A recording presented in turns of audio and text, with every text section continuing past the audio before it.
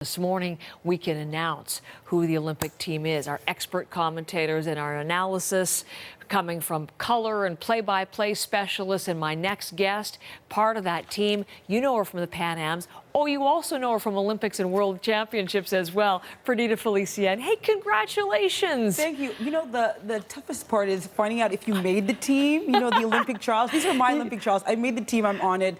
Couldn't be happier. Oh, well, it's nice to be able to welcome you publicly because, you know, we sort of knew the rumors were out there, so we can announce it fully. And if you watched our Pan Am coverage, Perdita was a big part of that. So now part of the Olympic broadcast team. Now, how does that feel? Because that's the pinnacle, really, again. Well, exactly. And I've been to 2 games as an athlete, but it's different on the other side. And what I've realized is there is a parallel life between broadcasters and athletes, right? The preparation, the anticipation, the moment of it being live. So all this prep, all this lead up really still gives me the same butterflies I got as an athlete. Not quite the same pain and intensity, but very rewarding. Isn't that terrific? Do you know what your role is exactly going to be there? Yes, and I know some of you guys might be thinking track analyst, not necessarily. I'll be a roaming reporter, I like to call it. Oh, good. So different places every day. I get to pitch my own stories, which I'm really looking forward to. And it's nice to have that kind of responsibility and be taken very seriously as a broadcaster. But it's interesting because you can apply an Olympic athlete's perspective. Yours is track particularly, but you can apply the same sorts of lessons and teachings to other Olympic sports and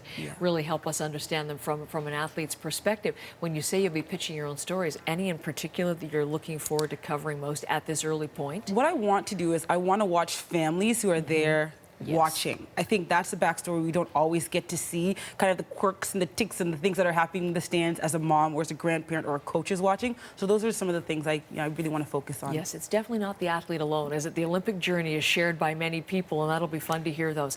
There are stories today in the news that you would be talking about if we were in Rio right now. The Dylan Armstrong connection, his wife, Evgenia Kolodko, one of the Russian athletes named in conjunction with doping allegations going back to the 2012 London Olympics.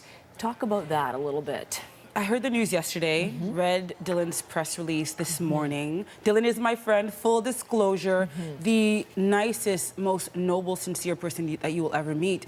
This is a very tricky and ironic story because Dylan won a medal at the Olympics in 2008. He didn't get it there. He got it 6 years later. Because of a doping issue in a Belarusian Exactly. athlete. Yes. And he didn't know his wife when she tested positive in 2012. They weren't a couple then. That's the year they actually met. But now on the back end, you fall in love with someone who's caught up in this scandal. And that's a lot of things that we're talking about in sport right now. They are testing samples from years and years and years ago. So you get caught years later. So for him, I'm sure this is a heartbreaker. He's offered full support, full patience, and full understanding, and he's encouraged his wife to cooperate fully.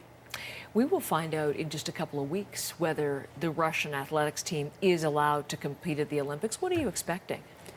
Heather, this is a tricky one, but this is why you brought me here to answer it. I'm going to try.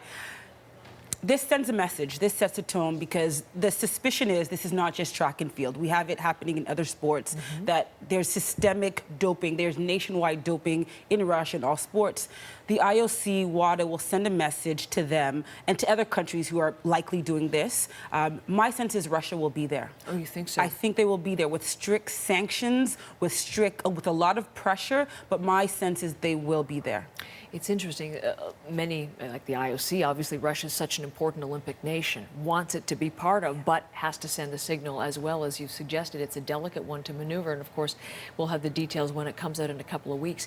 The whole doping issue is huge. It's interesting with the focus on the athletes going back to going back to London, going back to Beijing, to get them out of the competitive field for these games might make the playing field more level for clean athletes than it has been previously. Yes, and we talk about doping law, but I think what I want to stress is the majority of the athletes that you watch on the field of play are clean. They are doing it the right way. It's fair. But it's the ones that ruin it for the rest that get most of the attention because it's so appalling.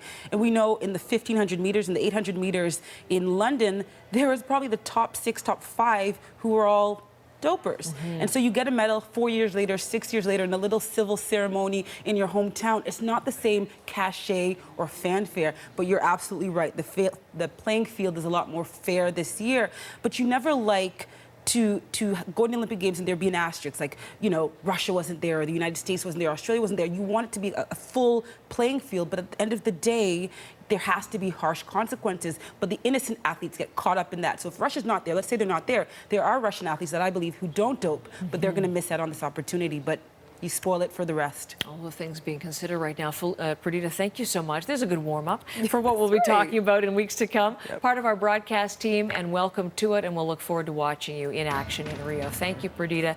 CBC making sure you do not miss a moment of the action. Our Olympic Games website is up and going for you, and you can get all of these stories and do your own research and training along with Perdita. CBC.ca/Olympics. There's going to be a dedicated app with 23 free live streaming channels that you can watch throughout the game. CBC, your home for these Olympic Games.